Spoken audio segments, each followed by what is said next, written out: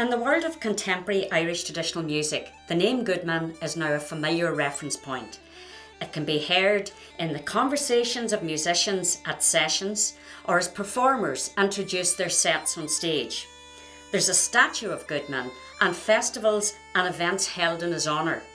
And in the Irish Traditional Music Archive, we see his name appear in new CDs, in the liner notes and in new publications.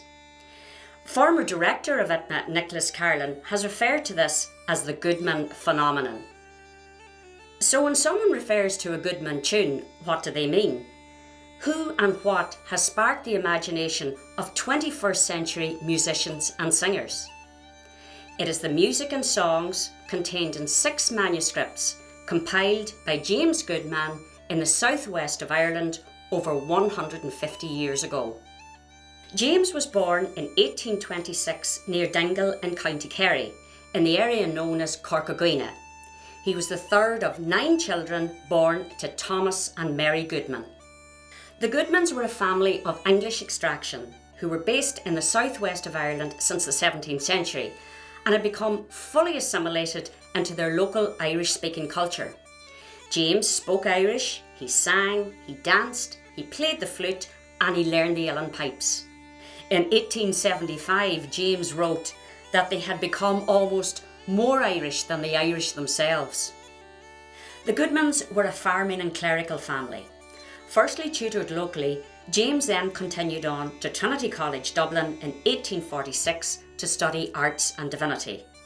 And in the tradition of his father and grandfather, he was ordained a Church of Ireland curate in 1853. He married a local woman, Charlotte King, in 1852, and they themselves had a family of 3 sons, Francis George, Godfrey and James. His clerical life in the southwest of Ireland was spent ministering to his local Protestant parishioners and also as a member of the campaigning Irish Church Missionary Society. This 19th century movement was formed to convert Catholics to the Protestant faith, with clergy establishing mission stations among Catholic communities. Later in life, James added an academic portfolio to his family tree, becoming Professor of Irish at his old alma mater, Trinity College, Dublin, in 1879. But it is the extraordinary collection of Irish traditional music, over 2,300 tunes and over 90 songs, which he noted down by hand, that draws him into the family of Irish traditional music. Speaking Irish, playing and singing opened the door to James to connect with local musicians and singers, and gatherings of music, song and dance were held in the Goodman family home. James began noting down over 500 tunes and songs from local musicians and singers whom he admired and valued. But like most 19th century collectors, he gave little or no information about the people who played, sang and shared the tunes and songs with him.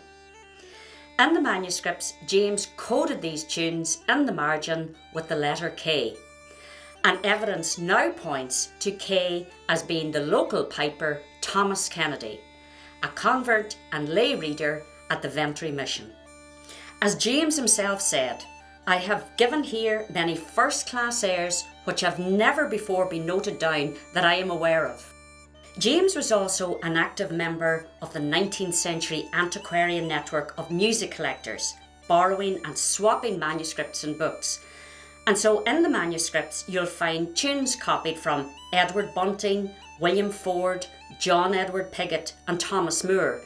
Also less well-known names, Dr. Swan and Michael Dugan, as well as Scottish and international material.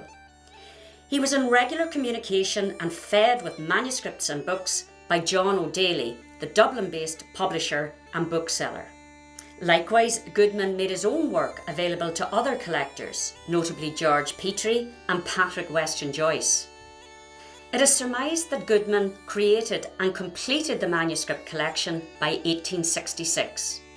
And following his move to a new parish in Skibbereen, he then turned his attention to church building. Until his death in 1896, James's interest in music, Gaelic language and literature remained active. Playing, writing, discussing with peers and with his students, including the playwright John Millington Synge and first President of Ireland, Douglas Hyde. James Goodman died on the 18th of January 1896, and in 1897 the 4 volumes were deposited in Trinity College Dublin by Francis George Goodman. But despite sporadic interest, they remained largely unconsulted. Despite other attempts to publish the collection, it was Brendan Brannock's efforts from the 1960s that laid the foundation for the project. Following Brendan Brannock's death, it was Dr. Hugh Shields, a member of staff at Trinity College Dublin, who took up the editorial baton, supported by the Irish Traditional Music Archive.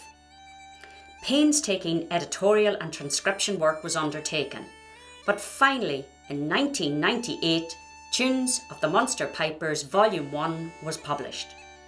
Hugh unfortunately did not live to see the promised second volume, but it was his wife Lisa Shields who saw the project through to fruition, and in 2013 ITMA published Volume 2 to a waiting audience.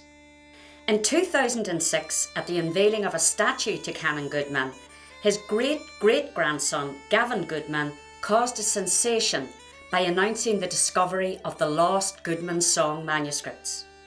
These 2 volumes were united with the existing collection in Trinity College Dublin in 2008. Libraries and archives have played a key role in ensuring the survival of Goodman's legacy. And now in this age of web and digital technology, we're able to share this wonderful collection in new and innovative ways. Not only can these manuscripts be viewed freely online, the tunes can be learned and downloaded through ITMA's learning portal. The Goodman Manuscript Collection is a unique insight into the world of a 19th century musician, collector and academic. But most importantly for musicians and scholars, it is also a link to a living musical tradition in Ireland before the catastrophic impact of the Great Famine.